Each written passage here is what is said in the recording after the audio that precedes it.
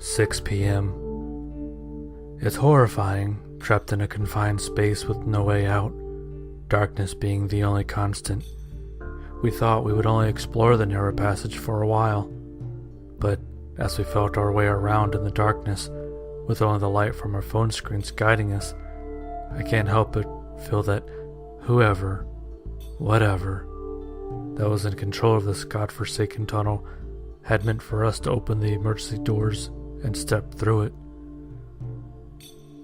I don't know what we're looking for, what we're expecting. The dampness and the smell of this place is slowly draining the life out of me.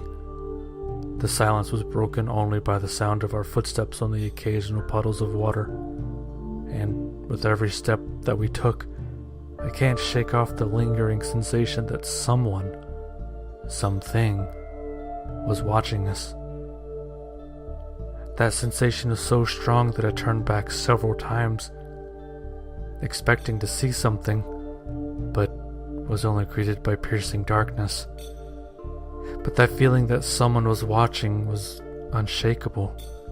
It bears down on you. Somehow, I knew that we're not the first ones here, and neither will we be the last, and this could be the very place where we die. I just hope Amanda's alright, wherever she may be. Dave and Cecilia are strangely quiet too, walking in front of me.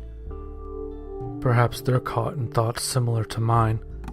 Well, at least they still have each other, if worst comes to worst. 7 p.m. Dave said he spotted a ray of light not far ahead. We're making a dash towards it, and with luck, we'll find the door which we came in from, and Amanda will be waiting for us outside. 7:35 p.m. Just when I thought things could not get any worse, we did find a door, painted in red just like the one we saw earlier, but it was not the door we came in from. The burning smell of tires hit us as soon as we pushed the door open, mixed with an odor of decaying flesh. The three of us almost gagged when we stepped out. The door looked older and more worn than the one we saw earlier, but nothing compared to the sight that greeted us. The dark, narrow tunnel didn't seem too bad in hindsight, compared to the well-lit and empty road where we first found ourselves. Vehicles littered this one. Not just any vehicles, but those that looked as if they were abandoned a long time ago. It was like a scene from all the apocalyptic movies, where cars laid strewn across the expressway, empty and devoid of life, as if they had their souls ripped out from them.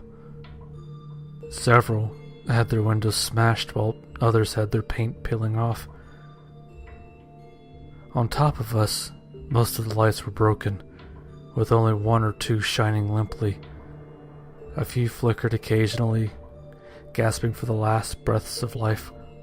In the distance, you could see shadows being casted on the walls from glowing orange flames, their shapes hardly resembling anything we were familiar with. There were also the unmistakable sound of pained groans and moans echoing the walls, mixed together with the putrid smell. The three of us instinctively turned back to the door where we came from, but like the first time, only a solid wall stared back at us. Fuck! I could hear Dave mutter loudly as we stood there transfixed, unsure of what to do, unsure of what horrors that we have gotten ourselves into. Fuck indeed. 9 p.m. This is probably the last time to be funny, but I think we may have ended up on the highway to hell. Dave only gave me a cold glare when the words rolled off my tongue, as he tried to comfort a now hysterical Cecilia. I don't blame him, though, after what happened earlier. I was only trying to lighten the mood of an otherwise terrible situation. We decided to check vehicles that laid abandoned on the road, hoping that perhaps one of them could give us a clue of where we were. There were all sorts of them on the road. Sedans, trucks, vans, and even buses.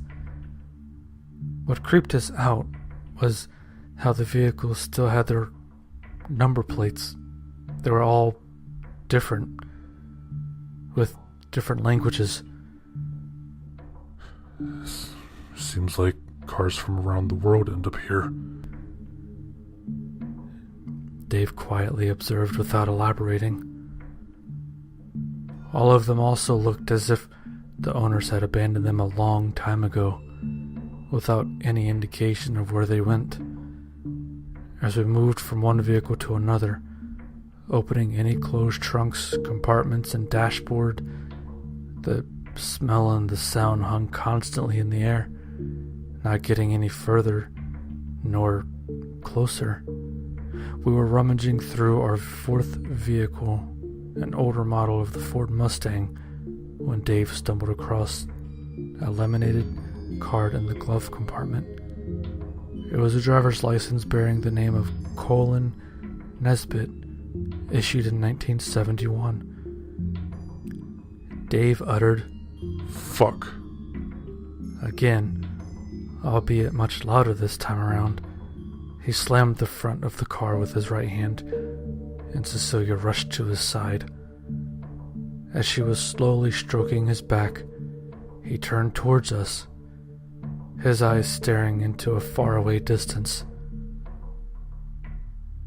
There's something I need to tell you all.